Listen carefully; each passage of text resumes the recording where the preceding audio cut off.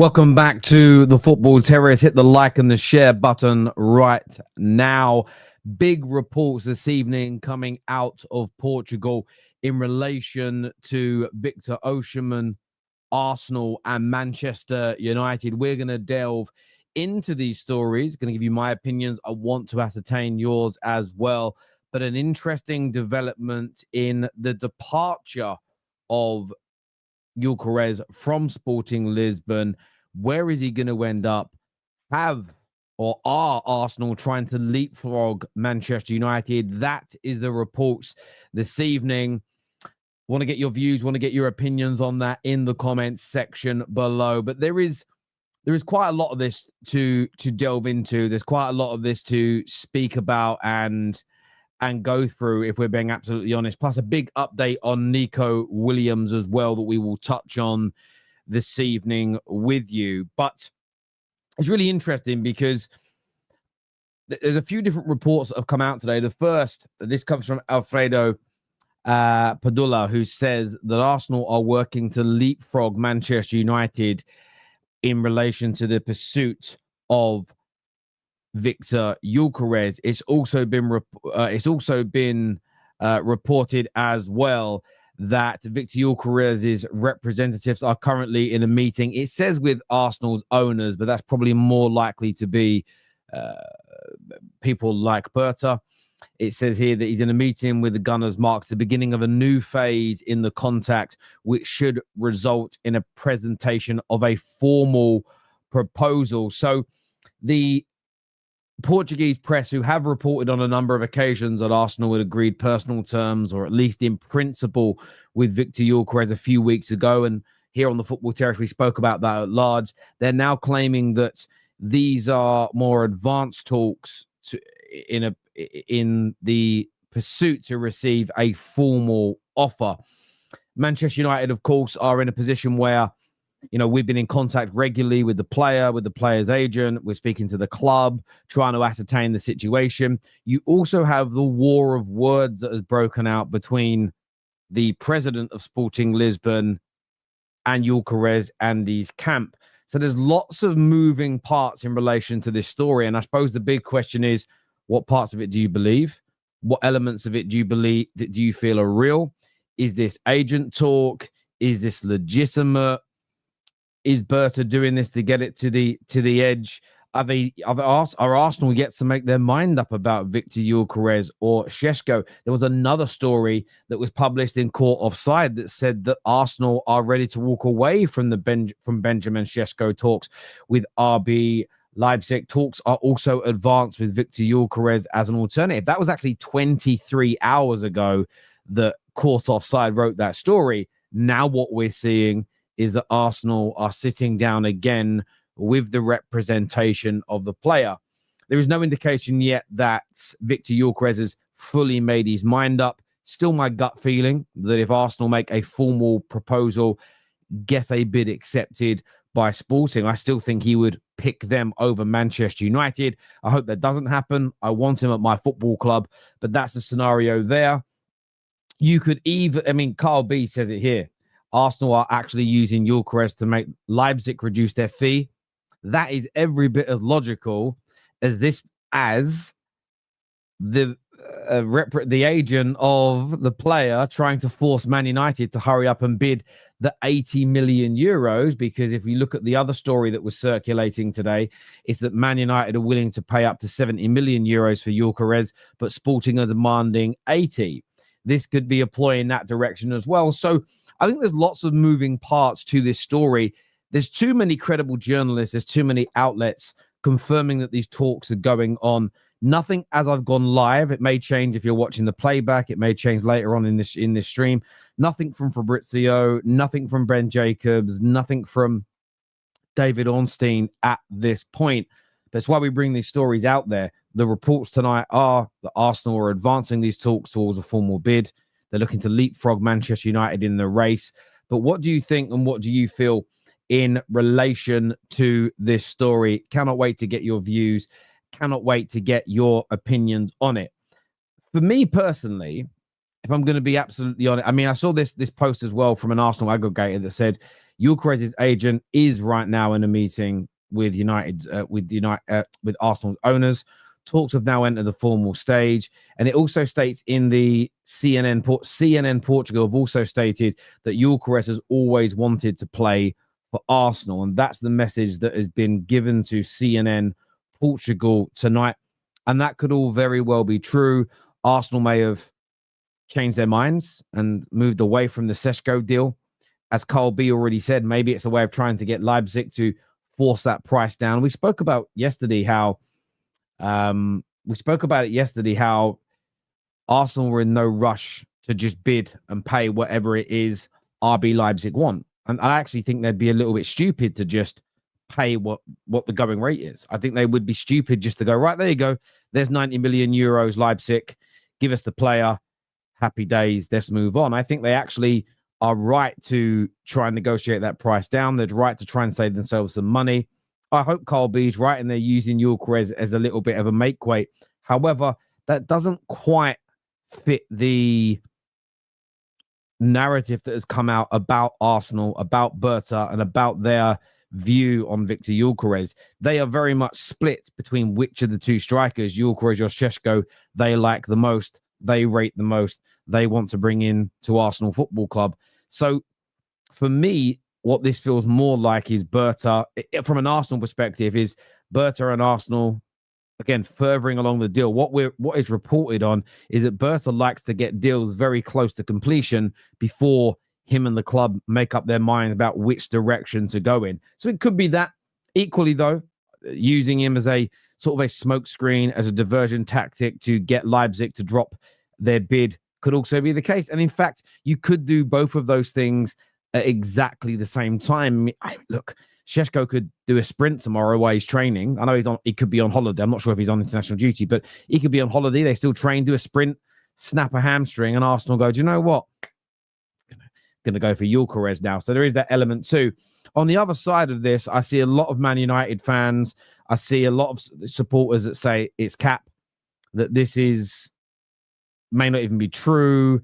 This could be the agent trying to force the Man United into making the right bid or increasing that. I mean, Man United haven't made a formal or official bid yet, but in terms of increasing the sort of informal offers that they've made to get it close to a conclusion, that very much could be the case, according to a lot of Man United fans that don't know if it's true. For me, I'm a little bit on the fence with this, if I'm being honest. I don't necessarily think...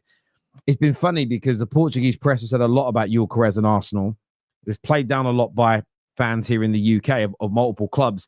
But a lot of what they've said a few weeks ago slowly is trickling out to be absolutely true. Maybe the wording they use is different to the journalists here, or the journalists that sort of have international fame, like the Fabrizios. But it does appear that a lot of what they've said about the conversations, the personal terms, the offers, the informal bids, all seem to be relatively true. But from my perspective as a United fan, I'm gutted about this. If this ends up happening, if he ends up becoming an Arsenal player, I really will be upset. I can't sit here and deny it. I can't sit here and lie. This will be absolutely gutting at every single level. Be a phenomenal player for Arsenal. There's no doubt about that whatsoever. I think he'll score so many goals in the Premier League. I do not believe for a single minute about this nonsense that he won't have the time, he won't have the space. If you look at his goals, they're not all from acres of space. They're not all from counter-attacks. He scores the lot: headers, left foot, right foot, tap-ins, bangers, free kicks, penalties. I think his goal per game ratio will drop coming to the Premier League. It is a more difficult, faster, more physical league.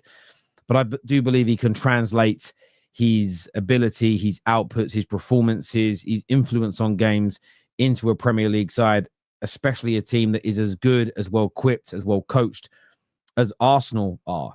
So look, this will be a phenomenal deal for the Gunners if they're able to pull it off. I hope they don't, though. I can't sit here and lie. I really do hope they don't pull this off, because this would be gutting for United to miss out on their number 1 and number 2 striker targets in Delap and Gyökeres. Is a massive blow to our summer. It will be hugely frustrating to Ruben Amorim. And then you have to ask the question, what's next? Who do we turn to next? Is it going to be a Mateta? Is there a way of getting him away from a Crystal Palace? And I find that, you go to a Mateta, it's a good improvement on what we've got. I like Mateta. But is he the kind of striker that's going to put fear into Liverpool when they visit Old Trafford and when we go to Anfield? A Chelsea or Arsenal, a Manchester City, a Newcastle going to go, bloody hell, United have got Mateta. Are they going to go, that's going to be a hard game? That puts fear in us. I'm not sure. Maybe I'm being a little bit disrespectful. But for me, if we're not going to get Gyökeres now, I think the alternative has to be Osimhen now that he is not going to Saudi. I believe we should be looking at a player of that ilk and of that quality to try and take us to another level up front. But as I say, if we end up with Mateta, I'm not against it. I think Mateta is a good to very good striker. What I would like Manchester United to do this summer is get a very good to world-class striker, if possible. But it is difficult with our situation. It is difficult with our finances as well. This year from Mateus Cunha says Mateta is elite hold-up play and set pieces and goals. Yeah, and maybe he is a little bit underrated. But I wouldn't put the reason why I wouldn't put Mateta in that Gyökeres Ocean. I don't put him in that category. At the same time, if he was with other big, you could argue no one really big wants Osimhen. To be fair, that's a real fair argument. But most fans seem to rate him. But I don't necessarily think if Haaland left Man City tomorrow, City fans would be going, go and get me Mateta. If Mbappe left Real Madrid, would Madrid fans be saying, let's go get Mateta? I'm not too sure about that personally. Sorry, my t-shirt is being pulled back by this cushion behind me, and it's very uncomfortable. So yeah, it's that being Calvert-Lewin I'd rather keep what we've got than bringing Calvert-Lewin, if I'm being honest with you.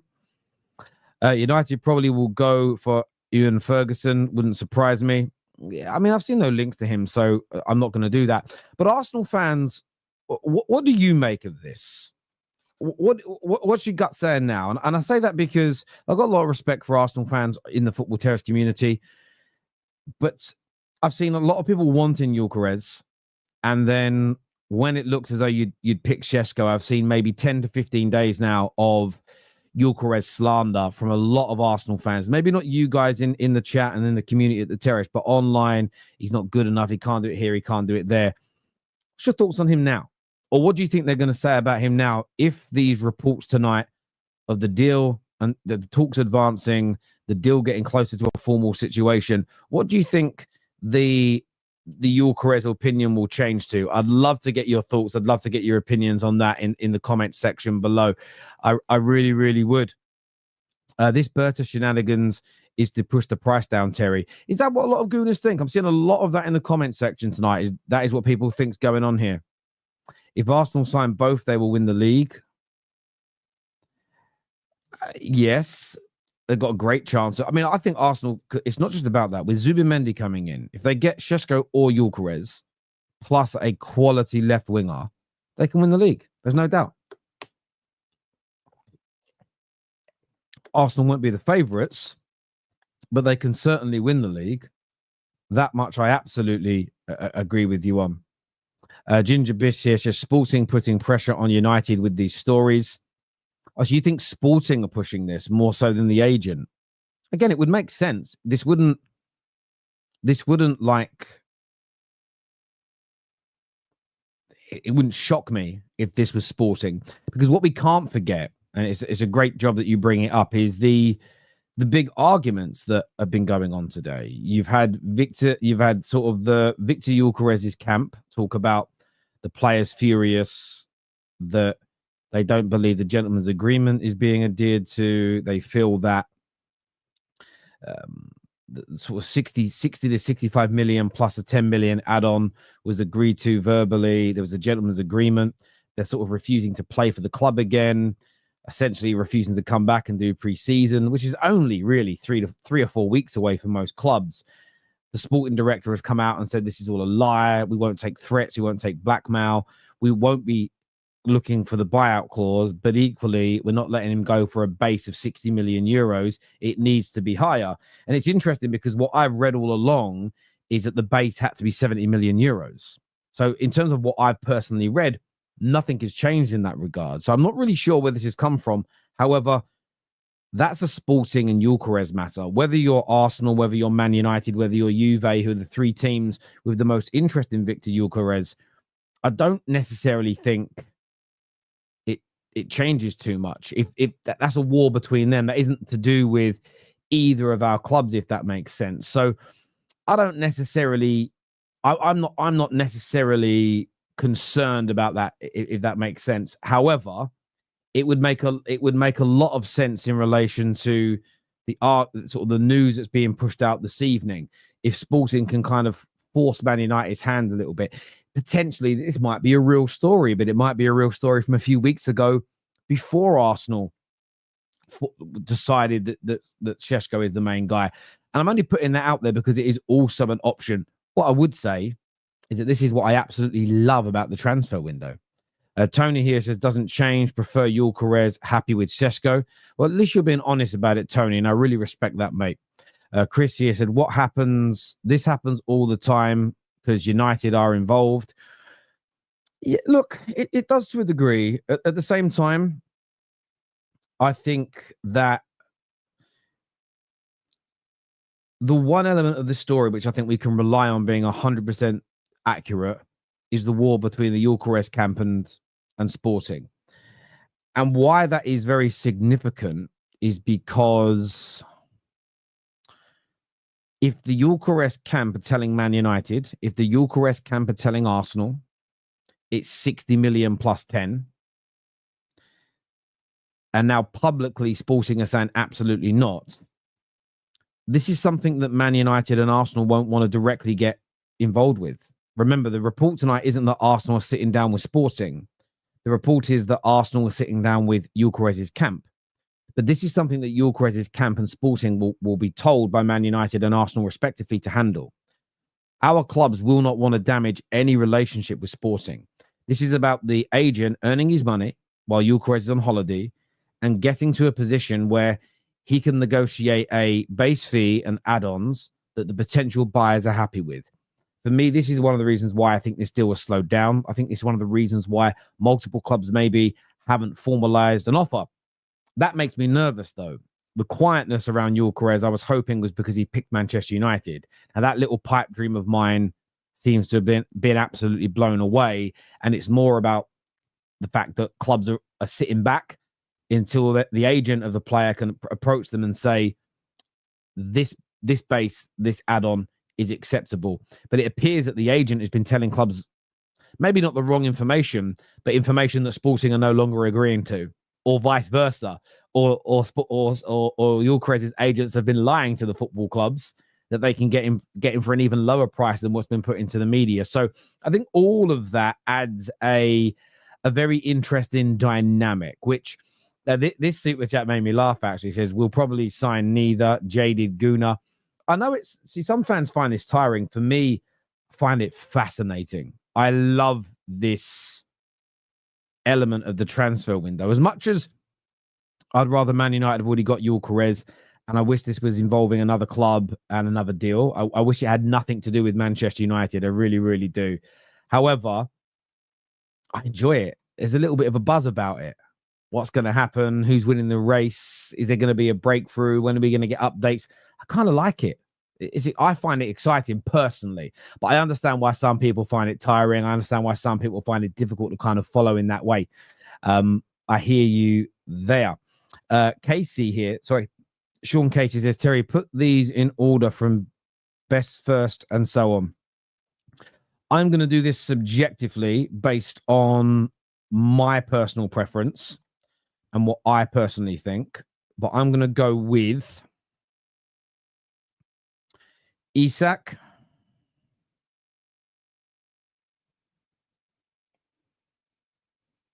Gyökeres, Osimhen,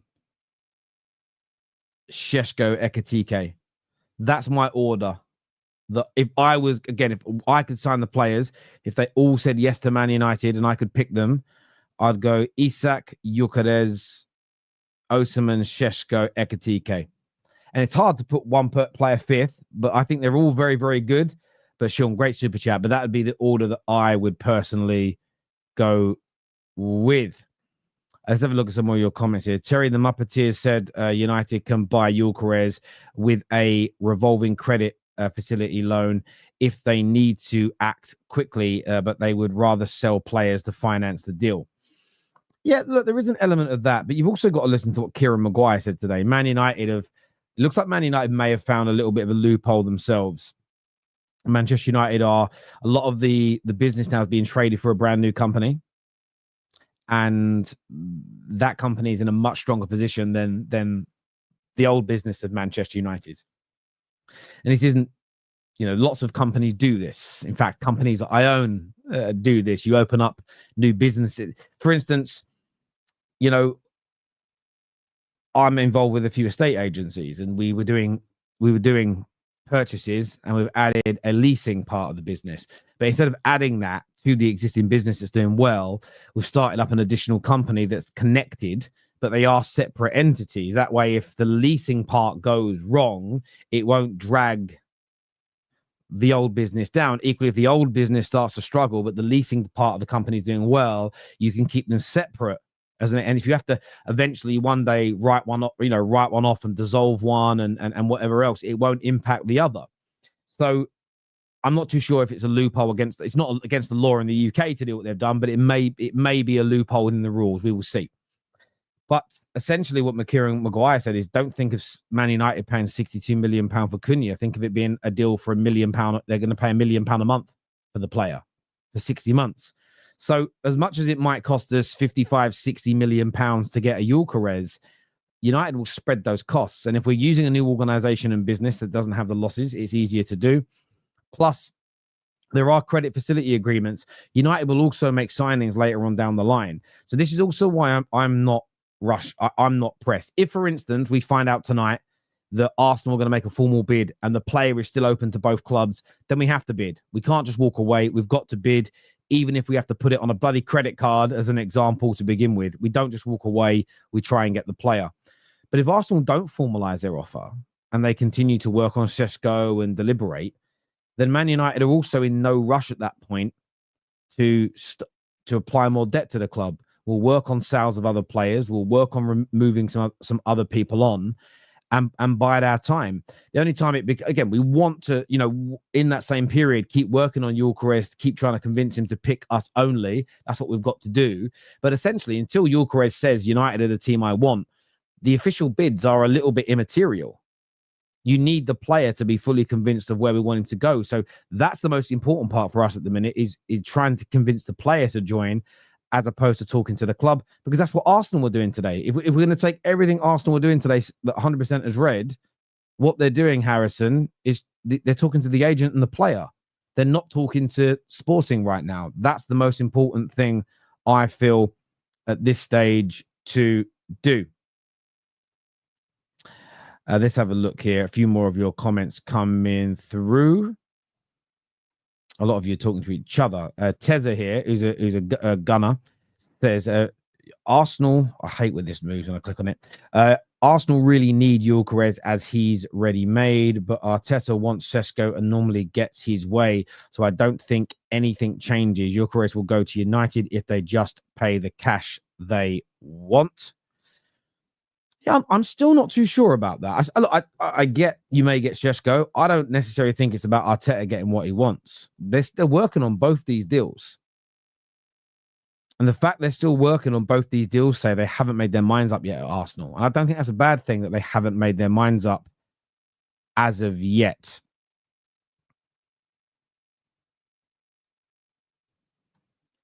Have I tapped up Goldbridge? He hasn't told me what he's seen. He's told me what he's told you all publicly. I have tried to ask him, but he's keeping that very, very close to his chest.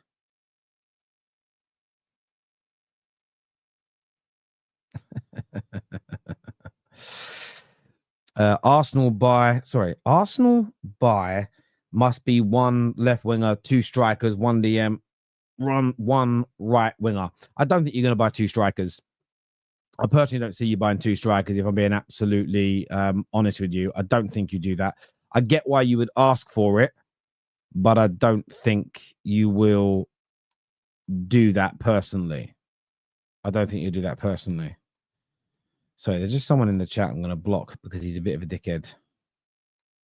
Where's the comment gone? He's just a troll, and I've had enough of these trolls. See you later, son. Good night. I won't even give him the courtesy of mentioning his name because he's a troll. The Arsenal prospect here says, what's one thing that we can be certain of is that Sporting's president really wants to get as much euros for Gyökeres as possible. Sounds like he is inviting a bidding war. Yeah, I do agree. I do agree. I felt that all along, though. I felt all along that that's what they were looking for. That's what they were after. That is what they were seeking. And I do understand it. I understand why they're looking to do that, why they want to do that, and their rationale behind it. I just get it. They're trying to raise for their club as much money as possible. Big shout out, by the way, to, I was going to put this up on the screen. Teza, thank you for becoming an official member of the Football Terrace tonight.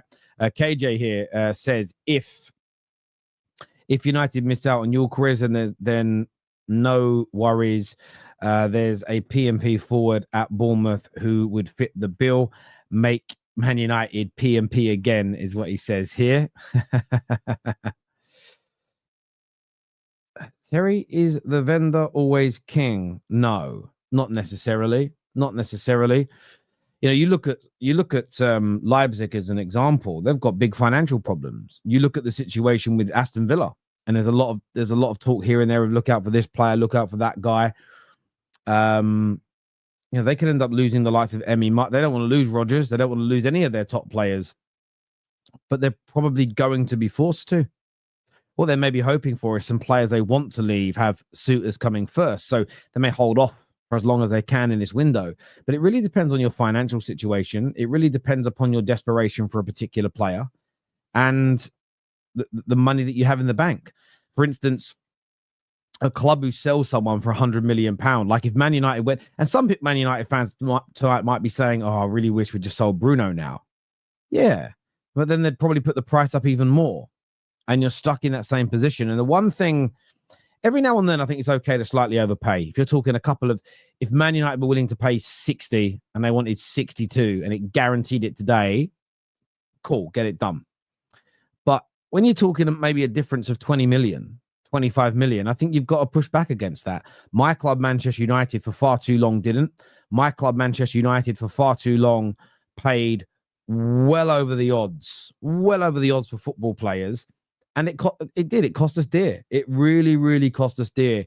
Not just in terms of losing respect in the market and always then having to overpay, but equally, there came points, and this happened a bit with Jose. This definitely happened under Ollie, where you're like, right, get a bit more quality now.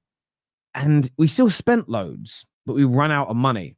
And when you're a club that's had Man United's income for as long as we have, when 1.6 billion, forget, we wasted about £1 billion on players, but you probably find that 300 million of that was overspent. So there's a £300 million black hole created by overspending. Then on top of that, you had 1.6 billion taken out of the football club with interest payments and dividends. You're talking £2 billion wasted in terms of overspending and interest. That's how much money United should essentially have. It wouldn't have all of it in their cash reserves because you'd be charged like tax and stuff on some of it. But we should sort of have reserves of hundreds of millions of pounds, and these deals should be easy. And that's why I don't believe in this nonsense of it's not my money, I don't care, spend whatever it takes. Again, that might be plausible in a one-off deal to bring in a superstar when you've already got a brilliant squad, and 9 times out of 10 you negotiate very, very well. But as a general rule, no, you need to be worrying about that money. The Aussie Goon, I hope you're well, mate. He says Gyökeres to Arsenal is a tough move. Sesko seems to be the primary target, and Gyökeres and his team would also know this.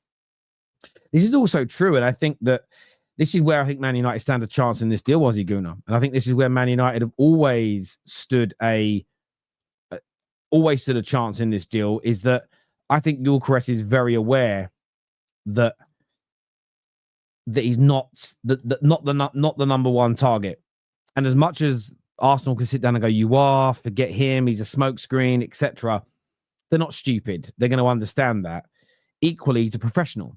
And if you really want a job at a company, but you know they're looking at other candidates, they offered you the job and then you found out that there was somebody else they offered it to first who turned it down, you wouldn't necessarily say no to the job if it's your dream or if it's the location you want to go to next, because you're a professional.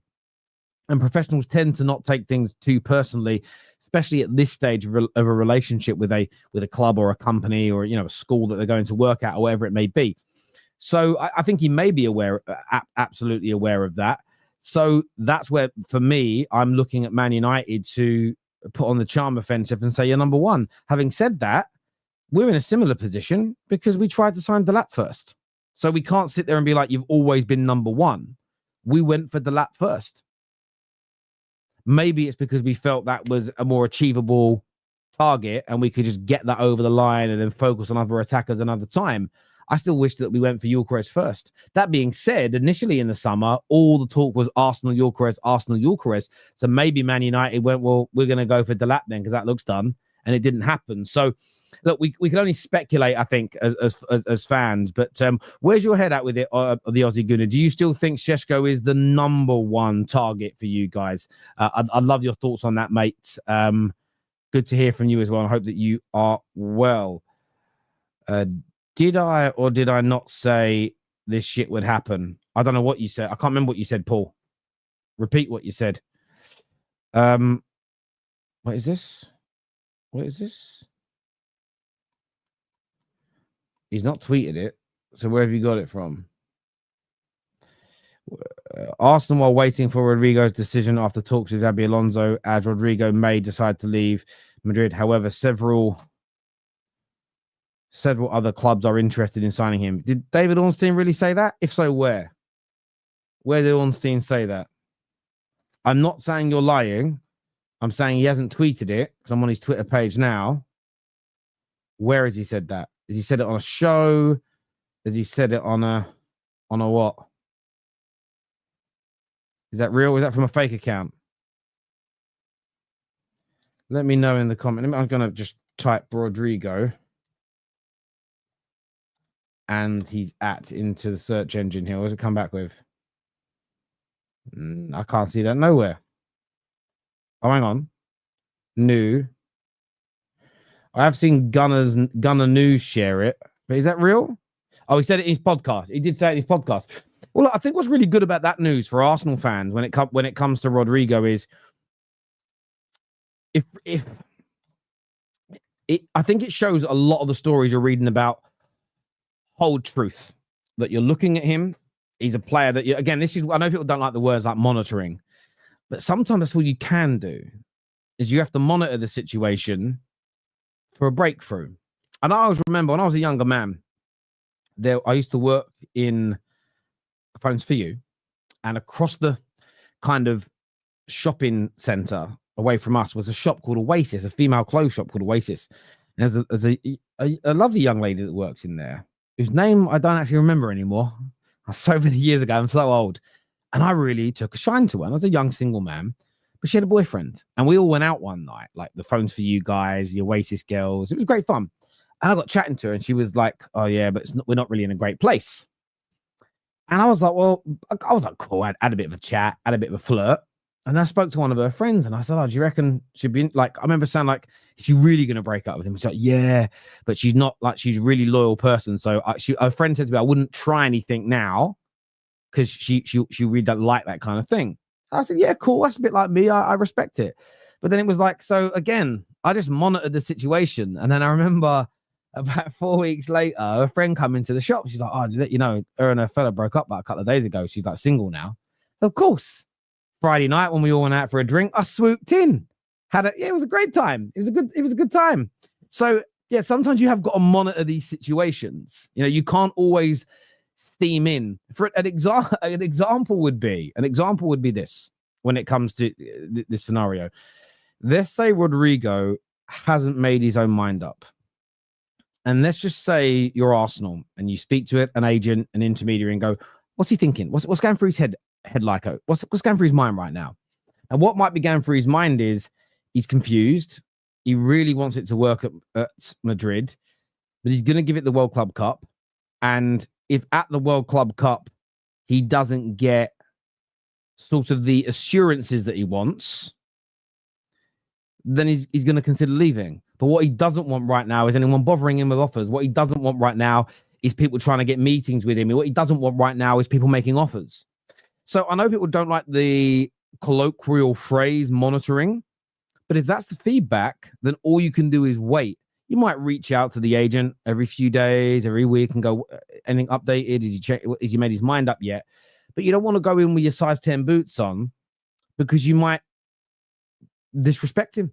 You might upset him because that's not what he wants. Similarly, one of the reasons Liverpool got Wirtz is because Wirtz and his family were not happy with the way Bayern were leaking information to the media. It pissed them off. They felt it was disrespectful to Leverkusen. It went in Liverpool's favour. So I know football fans all live in this sort of basic view of like, it's like, it isn't like trying to buy a product off of a market where you can just go up to the guy that owns the store or the woman, barter with them, buy the product and walk away. It's not as basic as that. You're dealing with multiple human beings in a wide variety of situations at different stages of their career, with different situations at home, with their clubs, with their managers. And you can't treat them all the same way. This is not basic sales. This isn't basic bartering and selling on a market stall, in Walthamstow in East London. It's not that. It's far more complex. It's far more high level. And you're dealing with the commodity is people. The commodity is people. It's not an inanimate object. Like this phone, if I want to buy this phone in a shop, that phone is just, I can buy it whenever I want. It's inanimate. But if that phone had a pregnant wife, right? If my phone had a pregnant wife, a pregnant dog, and was in the middle of remortgaging its home, and I wanted to offer it an opportunity of a lifetime, slightly more money, but a bit more of a risk to its career, it might go, do you know what? Right now is not the right time. I'm about to have a baby. My dog's going to give birth. I've just remortgaged the house. I'm going to stay where I am right now. If you then put pressure on that person, you might make them think you're a bit of a dick. So then in the future, they might not consider you because you force something on them. I really do think we don't think about this properly. It really, I don't know. It's one of those things for me. Terry was 19, she was 50. Listen, I may be a slightly fat, aging man now, but I was all right. I did all right in my day.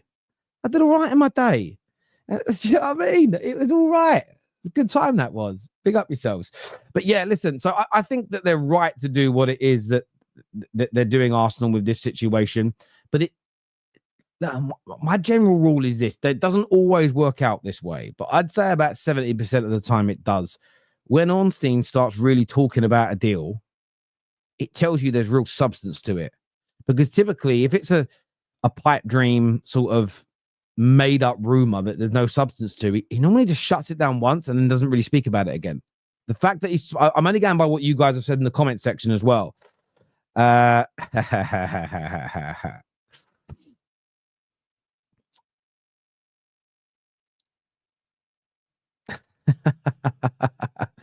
You man are funny.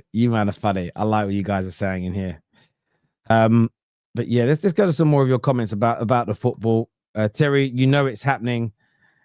Berta signing Gypkeres and Sesko and number one, and no one sees it coming. I mean, you could get both. I mean, it is a possibility.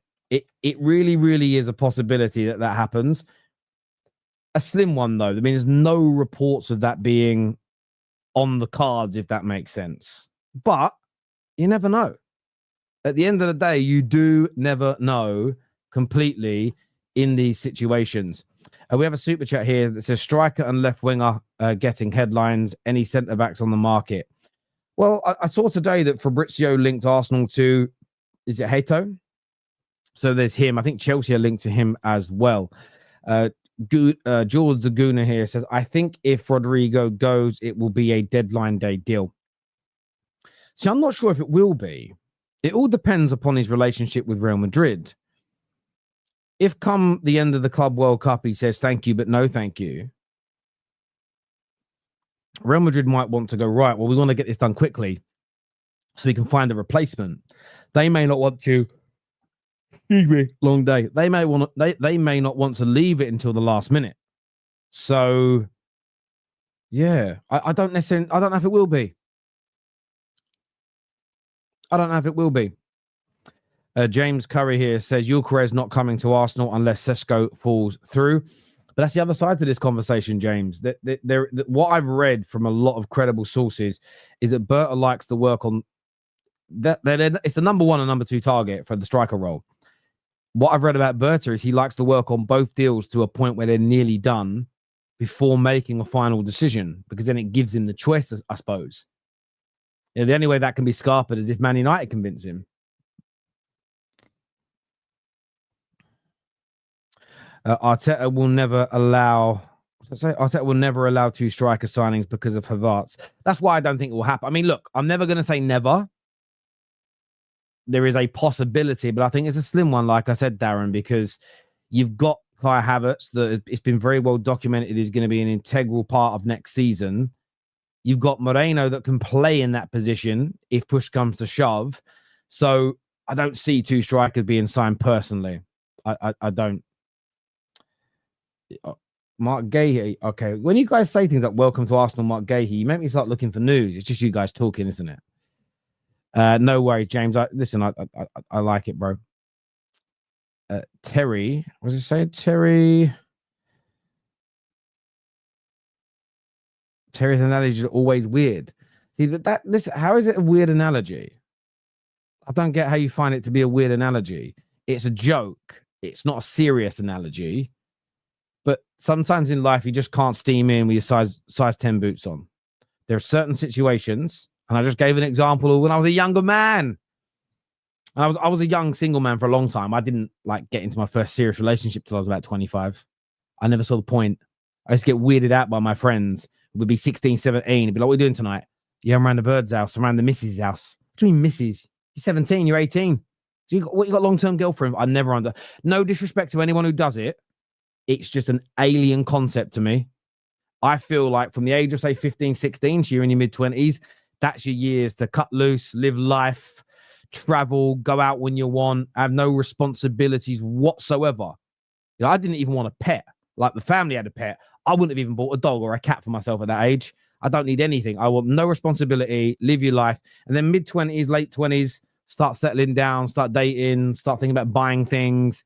But yeah, that 10-year period I had in my life was just amazing because I could do what I want, go where I want, see what I wanted. It was brilliant. So I didn't think it was a weird analogy. It was a bit of a joke. But maybe you haven't lived that life, so you don't get it. Maybe that's what it is, my bro. I'm not too sure. Yeah, and it wasn't even really party hard. I did go out a lot, but it was just being able to. Like, I had mates, and it was like it was weird things, like small things, like we're gonna go Fort Park. We're gonna go Alton Towers at the weekend. Oh, I can't. Why? Promise the missus I'll go around her parents' house for Sunday dinner, and I was just like, meh. I couldn't do it. I understand it when you're older. You want to get married, you want to have a family, you have children. They're the most important part, and you commit to that. I just didn't understand it at 17 or 18. I just used to think this is weird. I'm not saying don't have yourself a little, a little date here and there, a little bit of the horizontal hula. Do you know what I'm just like, have some fun, but I never got the why are you acting married at 18? It freaked me out. It used to freak me out. It's false news. Have you seen it confirmed that there's been no talks? 4 a.m. Let me know. Send me the link, bruv. Send me the link through to confirm that these stories are made up. I'd love to see them, my bro.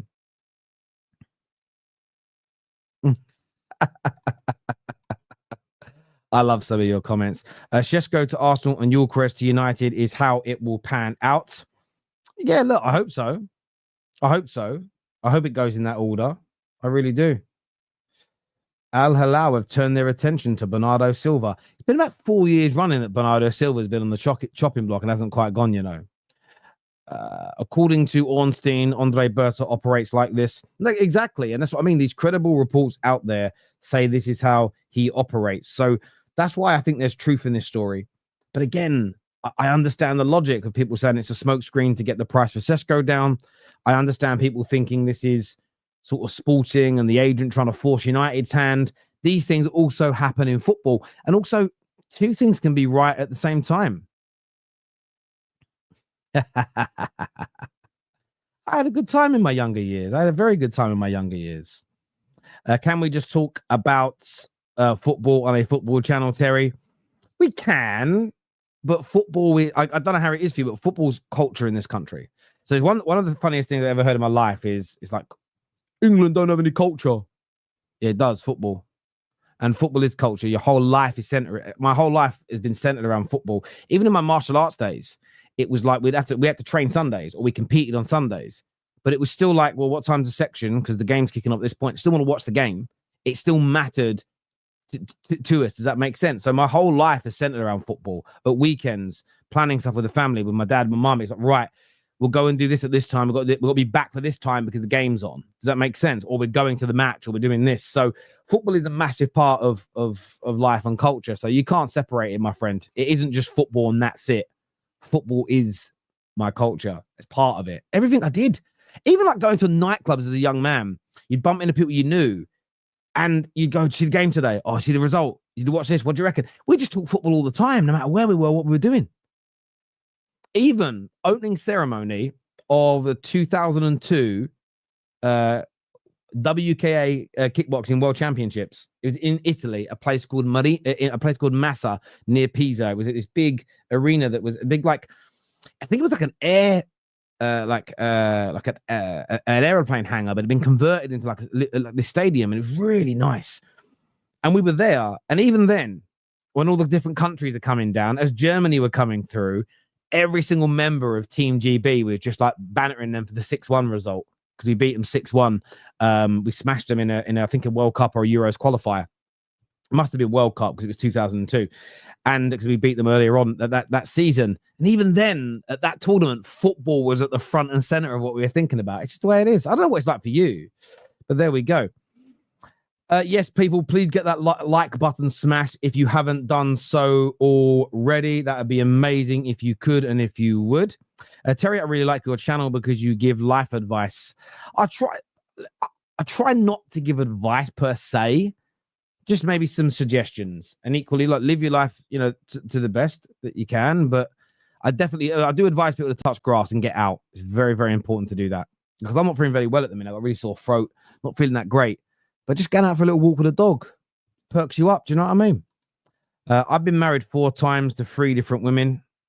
But that old chestnut. What martial art? Well, I did Korean Tang Sudo. I did American kickboxing. I did Brazilian Jiu-Jitsu and Thai boxing. So I did 4 different styles over the course of my life. If United miss out on Viktor, who do we go for next? Listen, for me personally, I say we go for Osimhen. We can't get Osimhen, then Mateta. And I'm not saying these deals are easy. I'm not saying the clubs won't put up a fight, but that is what I would do personally. Darren, what about yourself? What would you do? And thank you, Luke, for encouraging everybody to hit the like button for us this evening. Thank you, mate. I really do appreciate that. Sean here says football front and center, then music sometimes both.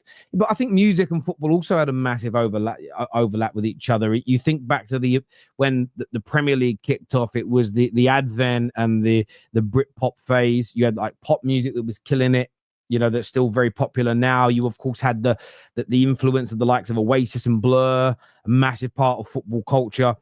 You've then had obviously sort of more R&B, hip hop, rap. And the modern day versions, like grime and everything else, like get involved in it as well. And there's football right across the board.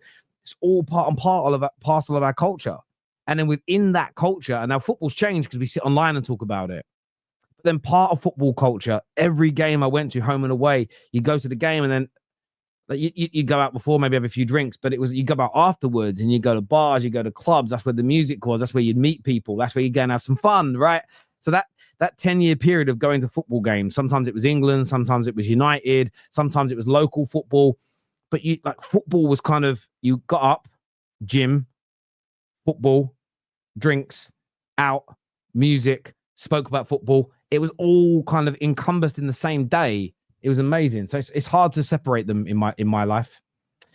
I like Terry's anecdotes, the proof that he's life is filled of stories and always has something to tell. Well, do you know what? Someone asked me some advice once. What's one advice to people that want to be YouTubers? And it's live. I'm not saying don't make content. I'm not saying don't have a channel. But I think why the generation that I'm from as YouTubers, Robbie, Mark, True Geordie, you know, Rants, Expressions, Lee, all these, the reason why all these people are successful, and then you've got the what I call the actual YouTubers, the KSIs and whatever else. They were quite young when they did this, but they still lived, you know, and they did things before they were on YouTube. I sometimes sit there and if I at 16, 17 just started making content as regularly as I do now, I go out a lot less, but that's because I'm a family man. I'm at home and with my kids. I don't need to be out. I sometimes feel people that just want to jump straight into content. If you're not going out and living, you're going to struggle at some point to talk to your audience because you're not going to know so much. Everything you know is going to be sort of secondhand. For instance, I don't know what it's like to be an orphan because I've read Oliver Twist. Does that make sense?